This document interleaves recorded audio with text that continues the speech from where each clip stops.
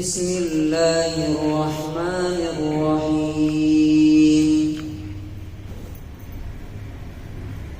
وآتوا اليتامى أموالهم ولا تتبدلوا الخبيث بالطيب ولا تأكلوا أموالهم إلى أموالكم إنه كان حوبا كبيرا۔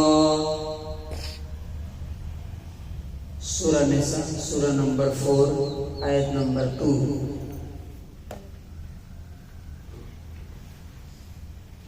ہر آیت جو ہے یہ بتاتی ہے کہ واقعی یہ اللہ کی کتاب ہے۔ اب دیکھیے اس سورہ میں معاشرتی مسائل یعنی سوشل ایشوز کو ایڈریس کیا گیا ہے کہ سوسائٹی میں کسی پر ظلم اور ناانصافی نہ ہو، اتیاچار نہ ہو، سب کے ساتھ انصاف اور نیائے ہے۔ تو آپ دیکھیے کس سیکوینس سے بات ہو رہی ہے۔ سب سے پہلے ہیومن ایکویلٹی کی بات ہوئی، خلقکم من نفس واحدہ، تم سب کو ایک سے پیدا کیا اس لیے سب برابر۔ جبکہ میں نے کل آپ کو بتایا کہ ہندو دھرم میں کیا ہے، 4 جاتیاں ہیں۔ برہمن ہے، وہ کس لیے پیدا ہوا ہے معلوم آپ کو؟ کہاں سے پیدا ہوا؟ منہ سے پیدا ہوا، اور وہ اس کی ڈیوٹی بھی بتا دی گئی، وہ کیا کرے گا۔ 2 کام ہیں اس کے، یا تو دھرم گرو بن کر کے رہے، نہیں تو ٹیچر بنے گا، وہ آرام کا کام۔ دوسرے لوگ شتریہ، وہ کہاں سے بنائے گئے؟ ہاتھ سے۔ تو ہاتھ کا کام کیا ہے؟ طاقت۔ تو وہ بادشاہ کنگ رہیں گے اور واریئرز، لڑنے والے، جنگ کرنے والے، فوجی۔ تیسرا گروپ ہے ویشیا، وہ پیٹ سے پیدا کیا گیا تو اس کا کام پیٹ سے ریلیٹڈ ہے، کھیتی باڑی کرنا، ایگریکلچر اور مرچنٹ بزنس۔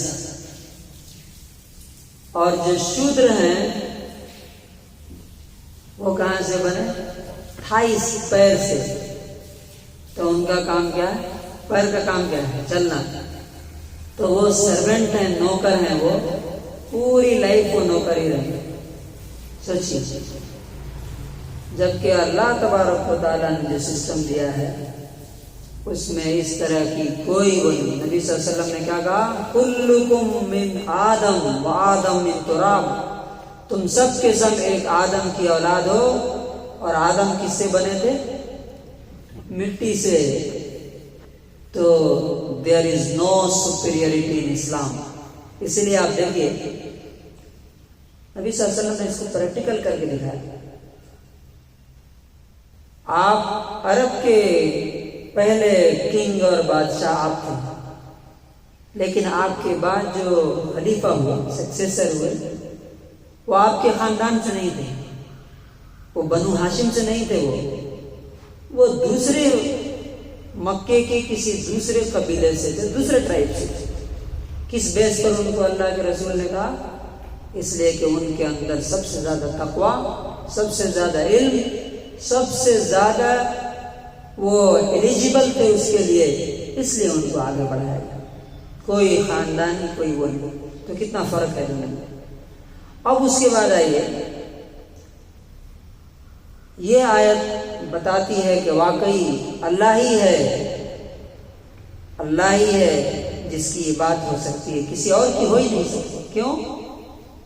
سب سے پہلے جس کا حق بتایا جا رہا ہے، جس کا رائٹ بتایا جا رہا ہے، وہ کون ہے؟ سوسائٹی کا سب سے کمزور یتیم، orphans, اناتھ جن کا سب سے زیادہ حق مارا جاتا ہے، اللہ تعالیٰ نے سب سے پہلے ان کے رائٹس بتائے۔ کیا اس سے بڑا پروف اور کچھ ہو سکتا ہے کہ یہ خدا کی کتاب ہے؟ اللہ تعالیٰ کیا کہتا ہے؟ وَآتُوا الْيَتَامَىٰ أَمْوَالَهُمْ، یتیموں اور اناتھوں کو ان کا مال، ان کی پراپرٹی، ان کے دھن دے دو۔ وَلَا تَتَبَدَّلُوا الْخَبِيثَ بِالطَّيِّبِ، اور برے مال کو دے کر کے اچھے مال اپنے پاس مت رکھ لو۔ وَلَا تَأْكُلُوا أَمْوَالَهُمْ إِلَىٰ أَمْوَالِكُمْ، اور نہ ان کے مال اور دھن کو اپنے دھن کے ساتھ، مال کے ساتھ ملا کر کے کھاؤ۔ یہ اِنَّهُ كَانَ حُوبًا كَبِيرًا، یقیناً نو ڈاؤٹ یہ بہت بڑا پاپ ہے، بہت بڑا گناہ ہے۔ And give the orphans their properties, and do not exchange the bad for the good, and do not eat their properties by mixing it with your own. Indeed, that is ever a big sin. اب اس میں ایک چیز سے منع کیا گیا ہے۔ کس چیز سے؟ ایک چیز کا آرڈر دیا گیا اور ایک چیز سے منع کیا گیا۔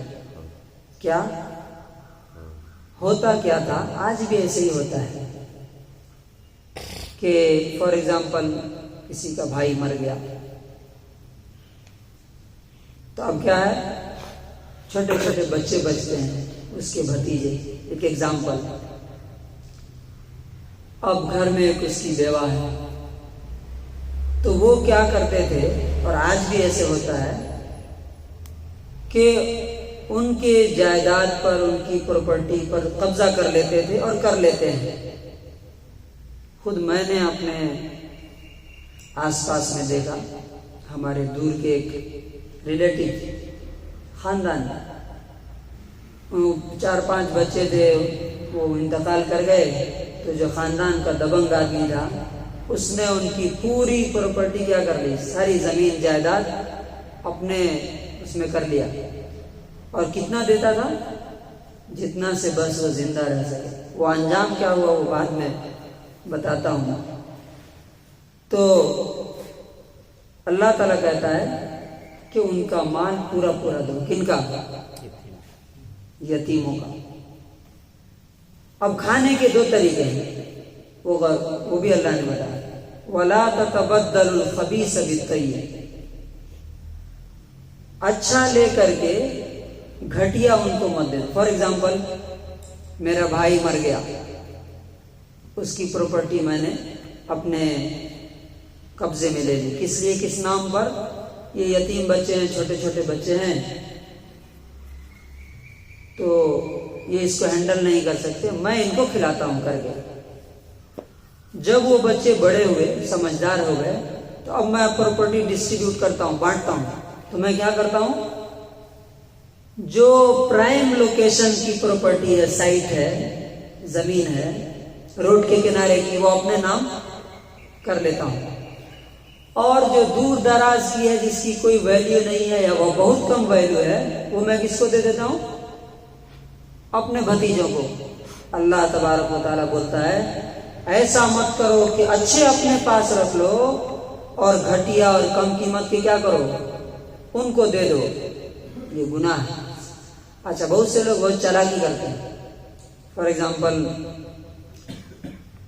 گھر میں ڈنر سیٹ پڑے تو کہا کہ 5 سیٹ ہم نے اپنے بھتیجوں کو دے دیا، 5 سیٹ اپنے پاس رکھ لیا، لیکن 5 سیٹ کون سا دیا معلوم ہے؟ جو یوزڈ ہو گئے، جو پرانے ہو گئے ہیں، اور نئے نئے اپنے پاس رکھ لیے۔ یہ بھی کیا ہے؟ اچھا رکھ لیا اور خراب دے دیا۔ اللہ تعالیٰ کہتا ہے ایسا نہیں کرنا۔ دوسرا طریقہ کیا ہے؟ ان کا مال اور اپنا مال دونوں کیا کیا؟ ملا لیا۔ اب خود ہمارے ایک اور ریلیٹیوز ہیں، تو ان میں ایک بیچارے تھوڑا کم عقل کے تھے، ان کا حق ان لوگوں میں نکلا، تو انہوں نے معلوم کیا کیا، سب نے پہلے بانٹ لیا، ان کو نہیں دیا، سب نے بانٹ لیا۔ جب انہوں نے بہت زیادہ فورس کیا تو کہا کہ سب لوگ اپنا اپنا جو وہ زمین جو کسی کام کی نہیں تھی سب نکال کر کے دے دیا، جو ویلیبل تھی، روڈ کے کنارے تھی، وہ سب اپنے پاس رکھ لیا۔ وہ سب پڑھے لکھے عالم حافظ کاری والے، وہ اچھی پراپرٹی سب رکھ لی، جو 5 لاکھ 10 لاکھ روپے بکنے والی تھی، جو 50,000 30,000 1 لاکھ والی تھی، وہ کس کو دے دی؟ یہ بیچارے کو۔ اللہ تبارک و تعالیٰ کہتا ہے وَلَا تَأْكُلُوا أَمْوَالَهُمْ إِلَىٰ أَمْوَالِكُمْ، ان کے مال اپنے مال کے ساتھ مکس کر کے مت کھاؤ۔ کیوں؟ إِنَّهُ كَانَ حُوبًا كَبِيرًا، اس میں کوئی شک نہیں، کوئی ڈاؤٹ نہیں کہ یہ بہت بڑا پاپ ہے، بہت بڑا گناہ ہے۔ کتنا بڑا گناہ ہے؟ اسی سورت کے 10ویں آیت میں کہا ان الذین یأکلون اموال الیتامی ظلما، بے شک وہ لوگ جو یتیموں کے مال ناجائز طریقے سے کھاتے ہیں، وہ کیا کر رہے ہیں؟ یأکلون فی بطونہم نارا، اپنے پیٹ میں کیا ڈال رہے ہیں؟ دوزخ کی آگ ڈال رہے ہیں، یعنی قیامت کے دن ان کے پیٹ میں جہنم کی آگ بھر دی جائے گی۔ اتنا بڑا پاپ ہے۔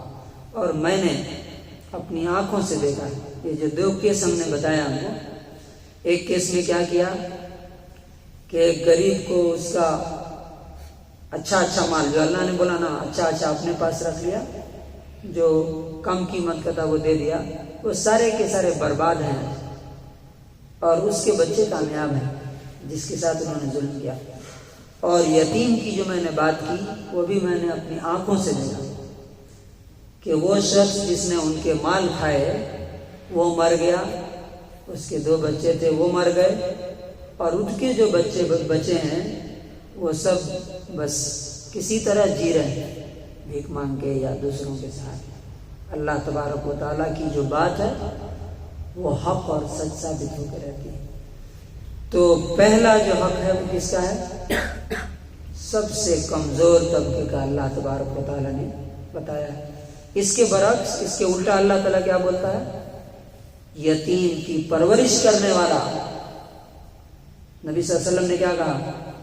یتیم کی پرورش کرنے والا، میں اور وہ جنت میں کیسے رہیں گے؟ ایسے نبی صلی اللہ علیہ وسلم نے ایسے کر کے بتایا انا وکافل الیتیم فی الجنت ھکذا، میں اور یتیم کو پالنے والا، اس کی پرورش کرنے والا جنت میں ایسے رہیں گے۔